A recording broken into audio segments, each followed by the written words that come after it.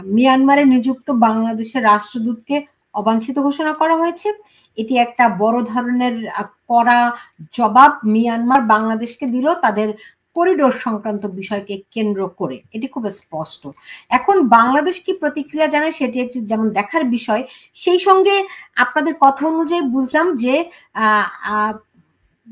কি বলে প্রধান উপদেষ্টা ডক্টর মোহাম্মদ ইউনূসের পদত্যাগ কিংবা তার ক্ষমতা, তার বিদায় নেয়া, এটি আপাতত একটু বিলম্বিত হয়ে গেল কিংবা এই যাত্রা তিনি টিকে গেলেন। তাহলে তারা যেটি চাচ্ছেন যে শুরু থেকেই একটা যুদ্ধ পরিস্থিতি, একটা যুদ্ধের মধ্যে পড়ুক, সেটির মাত্র সূচনা আগে থেকেই হয়েছে, আর একটা ধাপে অগ্রসর হলো মিয়ানমারের সঙ্গে সম্পর্ককে কেন্দ্র করে। সেই ক্ষেত্রে ডক্টর মোহাম্মদ ইউনূস যদি এবার টিকে যান, আরো এক ধাপ যুদ্ধে যদি এগিয়ে যায়, তাহলে ভবিষ্যৎটা আমরা কি দেখতে পাবো? আসলে খুব সত্যি কথা বললে ডক্টর ইউনূস যুদ্ধ চাচ্ছেন না, যুদ্ধ পরিস্থিতি চাচ্ছেন। যুদ্ধ শুরু হলে মিয়ানমারের সঙ্গে হোক বা ভারতের সঙ্গে হোক, এই দুজনের সঙ্গেই আমাদের হতে পারে। আর হতে পারে বাইরের থেকে যদি কেউ জাহাজ নিয়ে এসে আমাদের সঙ্গে যুদ্ধ করে সেভাবে। তো এরকম কোনো শত্রু তো আমাদের নেই যে জাহাজ নিয়ে এসে আমাদের সঙ্গে যুদ্ধ করবে। আমাদের সঙ্গে যদি যুদ্ধ হয়, আমাদের দুটো মাত্র প্রতিবেশী মিয়ানমার এবং ভারত।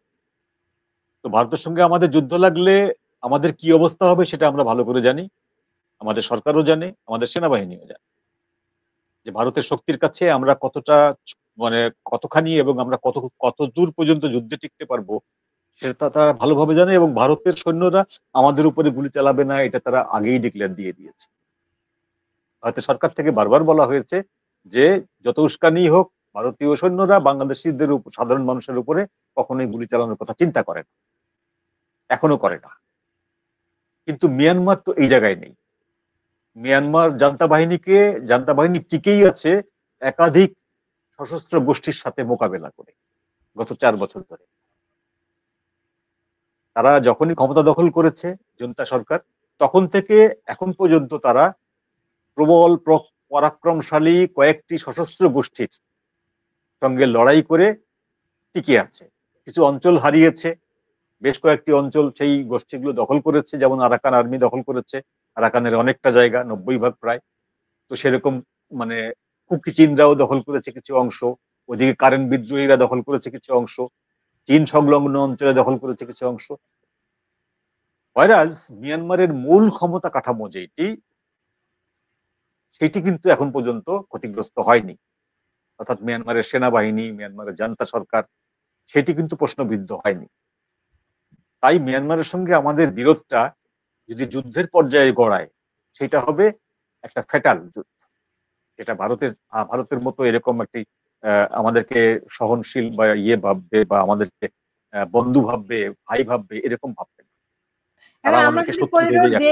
আমরা যদি করিডোর দেই এবং সেখান থেকে যদি রাখাইন আরাকান আর্মিকে আমরা অস্ত্র সরবরাহের সুযোগ করে দেই এবং মিয়ানমার যদি আমাদেরকে একটা দুটা মিসাইল মারে, হ্যাঁ, আমরা কি চুপ করে বসে থাকবো?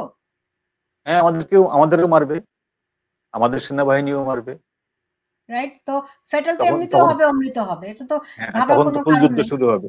এবং ফুল যুদ্ধ শুরু হলে যেটা হবে যে সেইটা সরকারের প্রত্যাশা না। সরকার চাচ্ছে যুদ্ধ অবস্থা বিরাজ করুক, যেন সেই ইস্যুটা জনগণের কাছে বলে টাইম পারচেস করা যায়। আর যুদ্ধ শুরু হয়ে গেলে তখন কিন্তু সরকারের অবস্থাও নড়বড়ে হয়ে যাবে। এখন সেই টাইম পারচেস করার সুযোগ কি? কারণ আমাদের সেনাবাহিনী বিনা কারণে মিয়ানমারের গোলার আঘাতে মারা যাবে, এইটা আমাদের সেনাবাহিনী সহ্য করবে কেন? কোনো কারণ আছে এটা? আমাদের সেনাবাহিনী কি আগ্রাসী কোনো ভূমিকা নিতে গেছে মিয়ানমারে? না তো। আমাদের সেনাবাহিনী কি মিয়ানমারে ঢুকে কোনো অপরাধ করেছে? না। সেই পর্যন্ত কি আমরা যাব? আমাদের সেনাবাহিনী কি সে পর্যন্ত যেতে দিবে? না, সেনাবাহিনী সেই পর্যন্ত যাবে না। কিন্তু মিয়ানমারের সাথে যদি আমরা সম্পর্ক উন্নয়নের চেষ্টা না করি, বা যদি এরকম টানাপোড়েন আমরা যদি আরো জিইয়ে রাখি, করিডোরটাকে যদি আমরা ধরে রাখি যে দেবই, তাহলে তো উপায় নেই, এক পর্যায়ে বাধ্য হবে মিয়ানমারের সঙ্গে আমাদের সম্পর্কটা খারাপ হতে। প্রধান উপদেষ্টা আগামীকাল জাপান যাচ্ছেন। জাপান থেকে একদল বিনিয়োগকারীর আসার কথা শুনছি, এমনকি 150 বিনিয়োগকারী চায়না থেকে আসতেছে বাংলাদেশে।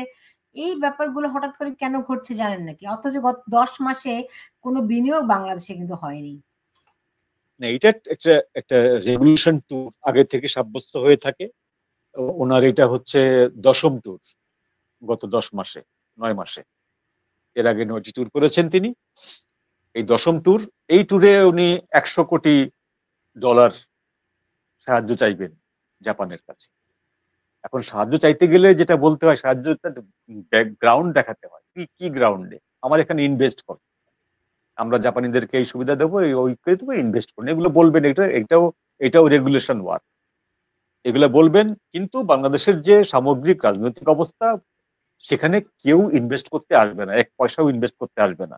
আমরা গত 2 মাস আগে, 1.5 মাস আগে যে দেখলাম, যেটা ইনভেস্টমেন্ট নিয়ে একটা ক্যাম্প হলো, সম্মেলন হলো, সেখানে দেখা গেছে যে একজন লোককে 3বার দেখানো হচ্ছে, বাংলাদেশের লোকদেরকে ধরে ধরে বিদেশি বানানো হচ্ছে, বিদেশি ইনভেস্টার। সে দিন শেষে কি দেখা গেল, একটি পয়সাও কোথাও ইনভেস্ট হয়নি, জিরো। জিরো। তো চায়না থেকে কেউ আসেনি, প্রধান উপদেষ্টা চীন ঘুরে এসছেন 3 মাস হলো। এই 3 মাসে একটি ইউহান, একটি ডলারও চীনের থেকে বাংলাদেশে ইনভেস্ট হয়নি। তো সুতরাং জাপান থেকেও হবে না, জাপানিরা তো আর ঘাসে মুখ দিয়ে চলে না, এখানে ইনভেস্ট হবে না। তবে ওনার যেটা সফর, সেটা হয়তো প্রোটোকল অনুযায়ী ঠিক হয়েছিল আগেই, সফর করতেছেন, করুক।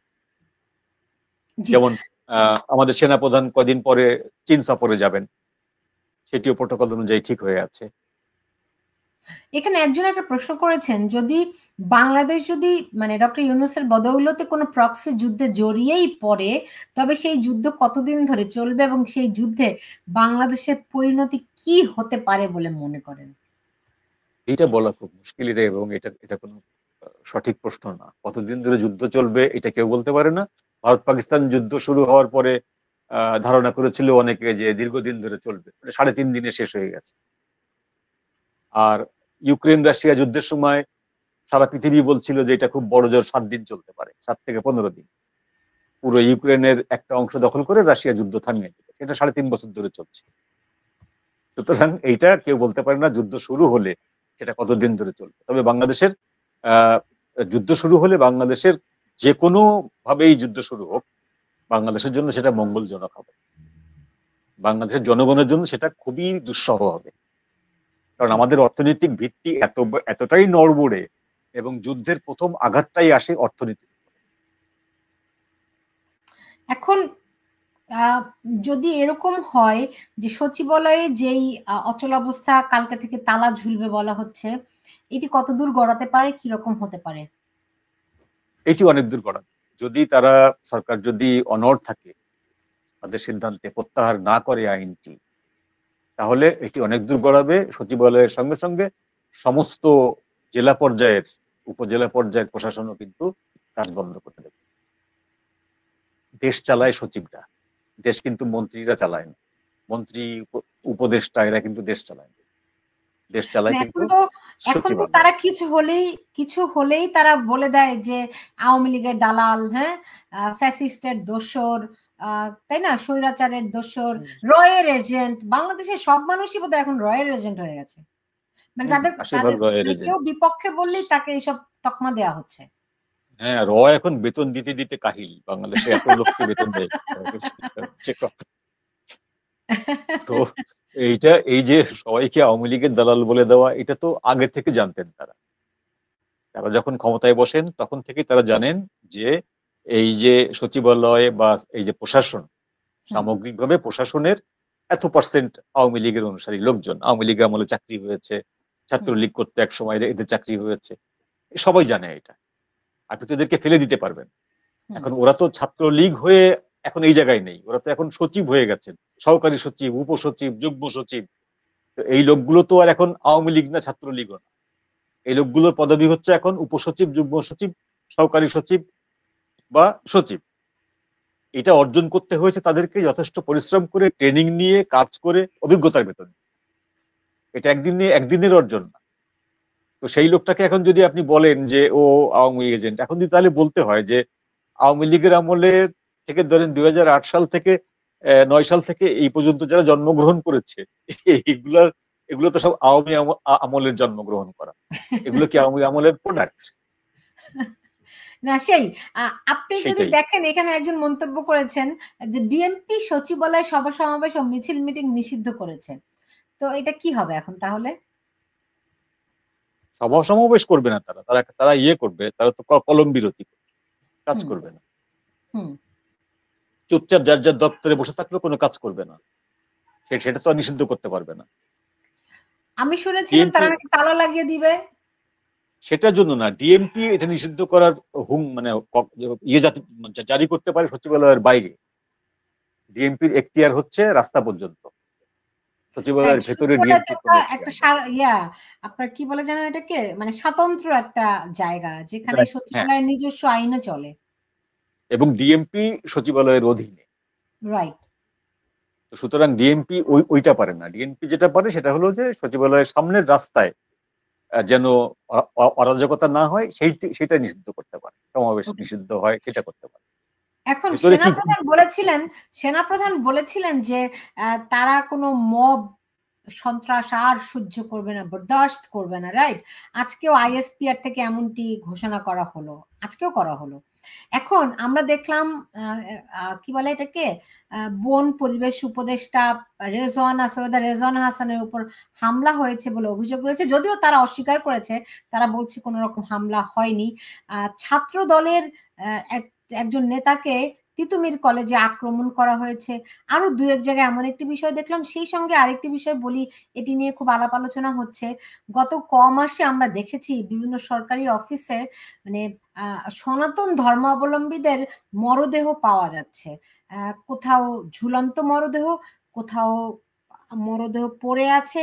এরকম নানানভাবে মানে জিনিসগুলোকে আত্মহত্যা বলে চালিয়ে দেওয়া হচ্ছে। হচ্ছেটা কি বিষয়টা?